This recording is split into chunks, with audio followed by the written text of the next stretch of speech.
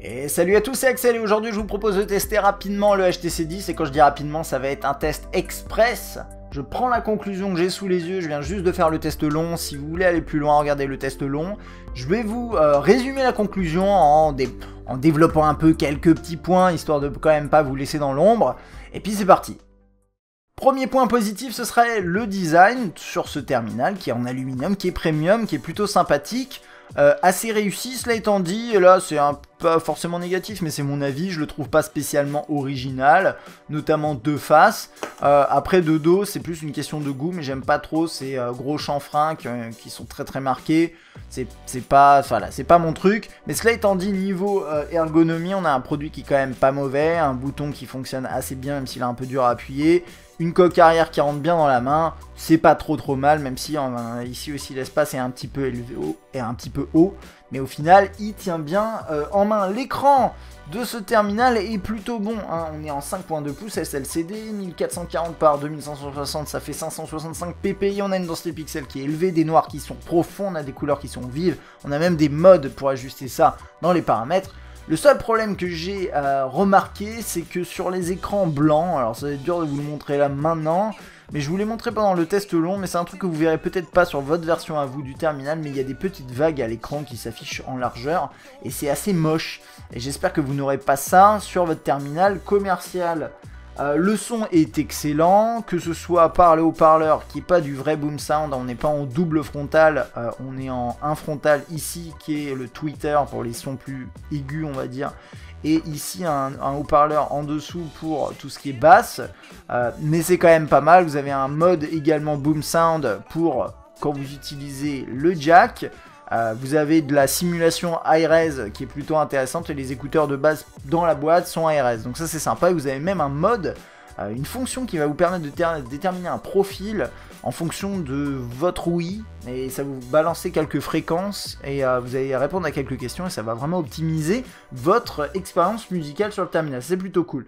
Au niveau des fonctions, on est sous Android Marshmallow 6.0.1 avec quelques trucs à signaler, comme par exemple des nouveaux systèmes de thèmes qui permettent notamment, vous n'êtes pas obligé de l'utiliser, mais de mettre vos icônes comme vous voulez. Ils appellent ça des étiquettes, là, des autocollants, c'est plutôt sympatoche. Vous avez Blinkfeed qui est sur le côté toujours. Vous avez également une interface photo, si j'arrive à la trouver dans les prochaines secondes, voilà, ici.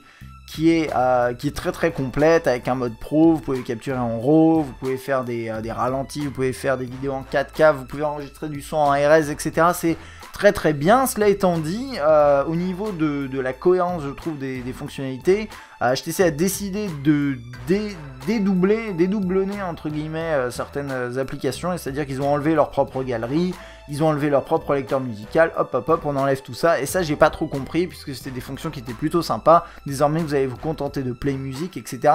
Cela étant dit, vous pourrez télécharger d'autres contenus bien sûr sur le Play Store, ce sera à vous d'enrichir le smartphone.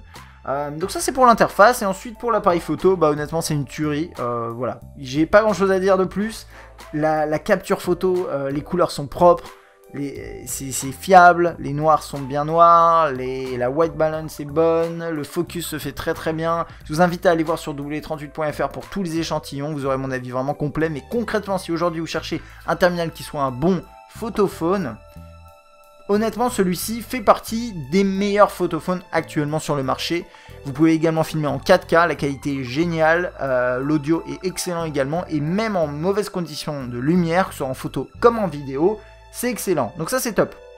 Côté point négatif, on a un écran comme je vous disais qui a des vagues. Attention, peut-être que vous n'aurez pas ce problème dans la version commerciale. Et c'est un produit qui chauffe pas mal également. Alors là il chauffe pas parce que je l'ai laissé un peu se reposer, mais notamment en capture 4K ou en jeu en 3D, il va chauffer pas mal. Niveau performance, on a quand même quelque chose qui est bien. On met de côté la chauffe, ça marche bien, en interface c'est top, il n'y a pas grand chose à dire. Et côté autonomie, vous aurez une journée d'autonomie, pas beaucoup plus si vous l'utilisez réellement. Et puis en veille c'est à peu près 7 jours, mais sans vraiment y toucher, donc ce qui n'a pas réellement d'intérêt. Voilà, ce sera tout pour mon test express du HTC 10. Bien entendu, c'était en surface. Si vous voulez aller un peu plus loin, n'hésitez pas à regarder le test long ou à lire le test écrit sur w38.fr. Je vous mets le lien dans la description. Autre lien qui est dans la description si éventuellement vous voulez acheter ce terminal sur Amazon. Il coûte 750 € nu, ce qui est quand même pas donné. Mais si vous voulez l'acheter parce que vous avez l'argent actuellement, vous pouvez cliquer dans le lien que j'ai mis dans la description. Et moi je vous dis à bientôt, j'espère que cette vidéo vous a plu. Ciao ciao.